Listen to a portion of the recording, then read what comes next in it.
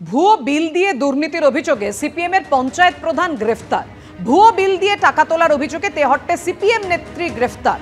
কানাইপুর পঞ্চায়েত প্রধান টগরী ঘোষ তাকে গ্রেফতার করেছে পুলিশ। ভুয়ো বিল তৈরি করে লক্ষ লক্ষ টাকা আত্মসাতের অভিযোগ তার বিরুদ্ধে।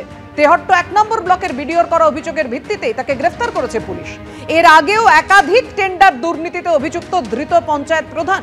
এমনই খবর, হোটেল দোকানের ভুয়ো বিল দিয়ে পঞ্চায়েতের টাকা আত্মসাতের অভিযোগ তার বিরুদ্ধে।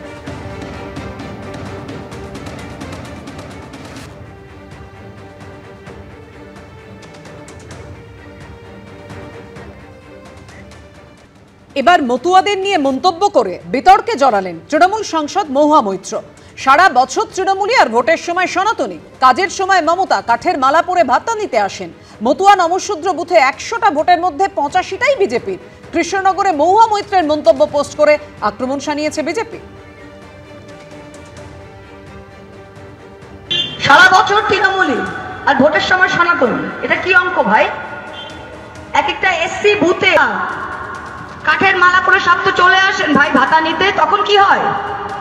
তখন কি হয়? বাস্তব কথা বলছি, আমি শুনতে খারাপ লাগে, বাস্তব কথা বলছি। আমি যখন কথা বলি সেগুলো খুব টিভি ভিডিও হয়, আমার কিছু জয় আসে না এটা নিয়ে। সত্যি কথা বলছি কি না? তাহলে সরকারি ভাতা সবার জন্য, মহুয়া মৈত্রের মন্তব্যের প্রতিবাদ মতুয়াদের সংগঠনেরও। মহুয়া মৈত্র পার্লামেন্টে যেসব স্পিচ রাখে, অনেক লড়াই করেন তিনি, তার বক্তব্যগুলো শুনি, ভালো লাগে। ভেবেছিলাম তিনি অত্যন্ত জ্ঞানী মানুষ, তার অনেক পড়াশোনা, কিন্তু তার বাস্তব জ্ঞান অভিজ্ঞতা যে খুব কম। কৃষ্ণনগরের কোনো একটা কর্মী সভায় তিনি মতুয়াদের সম্পর্কে যে বক্তব্য করেছেন তার তীব্র নিন্দা আমরা করছি মতুয়া মহাসংঘের পক্ষ থেকে। এটা সরকারি প্রকল্প এবং সব ধর্মের বর্ণের সম্প্রদায়ের মানুষ পায়, কিন্তু সেক্ষেত্রে তো কিছু বলা হয় না। কিন্তু মতুয়া তপশিলি নমশূদ্র বলে মহুয়া মৈত্র যে কথা বলেছে তার তীব্র নিন্দা করছি, এবং মহুয়া মৈত্র যদি নিঃশর্ত ক্ষমা না চায় তাহলে আগামী দিনে মতুয়া মহাসংঘ থেকে সিদ্ধান্ত হবে মতুয়া মহাসংঘের আগামী দিনে কি পদক্ষেপ হবে। এটা মানুষের হকের টাকা, সরকার দিচ্ছে। কি বলেছেন শান্তনু ঠাকুর, দেখুন। তৃণমূলের ভাতা নয়, ওটা পশ্চিমবঙ্গের সরকারের ভাতা। মহুয়া মৈত্রর বাপের গাটের থেকে পয়সা দিচ্ছে না, বা মমতা বন্দ্যোপাধ্যায়ের বাপের গাটের থেকেও পয়সা দিচ্ছে না, দিচ্ছে সরকারের টাকা সাধারণ মানুষকে। দ্বিতীয় কথা হলো, মহুয়া মৈত্র নন মতুয়া কমিউনিটির একটা মহিলা। মতুয়াদের সম্পর্কে যে সমস্ত কথাবার্তা বলছে এটা অপমানজনক।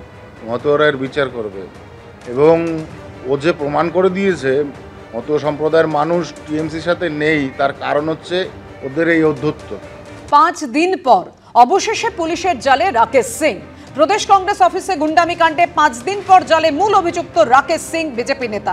গতকাল গভীর রাতে ট্যাংরার ফ্ল্যাট থেকে তাকে গ্রেফতার করেছে পুলিশ। এর আগে গ্রেফতার করা হয় রাকেশের ছেলে শিবমকে। এই নিয়ে এই ঘটনায় ধৃতের সংখ্যা বেড়ে হলো 5। কথা বলবো, আমাদের সঙ্গে রয়েছেন আমাদের প্রতিনিধি আবির দত্ত।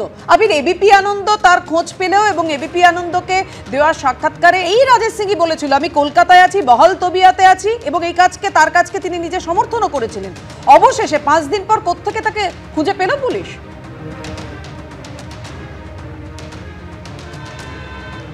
দেখো, অবশেষে গ্রেপ্তার করা হয়েছে রাকেশ সিংকে। প্রদেশ কংগ্রেস অফিসে যে ভাঙচুর বা হামলা চালানোর ঘটনা ঘটে, সেই ঘটনার পরিপ্রেক্ষিতে যে অভিযোগ, সেই অভিযোগের ভিত্তিতেই তাকে গ্রেপ্তার করা হয়েছে।